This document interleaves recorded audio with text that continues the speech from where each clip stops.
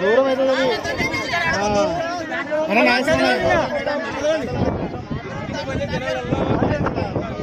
ప్రభుత్వం GO number 427 పంపించింది. అంటే ప్రతి పథకాల్లో పనిచేసే ఉద్యోగ కార్మికులకి ఒకటి నుంచి 5వ తారీఖు లోపలనే వేతనాలు చెల్లించే పద్ధతిలో ఆ జీవో ఇచ్చారు.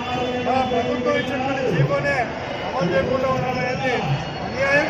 వారి తక్షణం ఆ జీవోను కూడా అమలు చేసి ప్రతి కార్మికుడికి ఉద్యోగికి ఆ పద్ధతులు చెల్లించే పద్ధతులు ప్రయత్నం చేయాలని చెప్పి డిమాండ్ చేస్తారు. అట్లే ప్రకృతి వ్యవసాయంలో పనిచేస్తున్నటువంటి కార్మికులు 18 నెలలుగా జీతాలు లేవని ఎట్టుమెట్టాడుతుంటే ఈరోజు టీడీపీ ప్రభుత్వం మీరు మానుకోండి పక్కన లెక్కిస్తున్నారని చెప్పిన పద్ధతిలో కొత్త అవకాశం కల్పించే ప్రభుత్వం ప్రయత్నం చేస్తారు.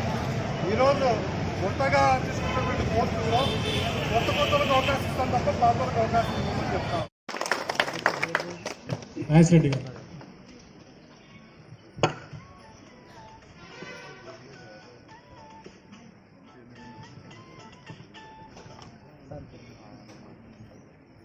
ముఖ్యంగా మన గౌరవ వేతనాల గురించి అలాగే డిపిఎం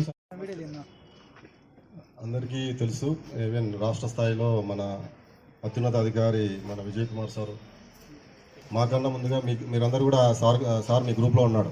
మాకన్నా ముందు మీకే తెలుస్తాయి అన్ని కూడా విషయాలు. కాకపోతే సారు నిన్న ఇటలీ పోయారు. విషయం ఏంటంటే ఆల్రెడీ మీకున్న బకాయిలో 2 నెలల జీతం ఆల్రెడీ పడింది. అది పడిందా లేదా? 2 నెలలు పడింది. తర్వాత 1 నెల జీతం ఈ వారంలో పడిపోతుంది.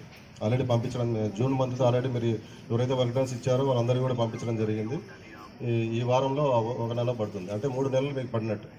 తర్వాత మిగతా బ్యాలెన్స్ ఏదైతే ఉందో అదంతా కూడా మీకు ఆగస్టు 15 లోపల పడుతుందనేసి మరీ మెసేజ్ పెట్టి ఇటలీకి వెళ్ళడం జరిగింది.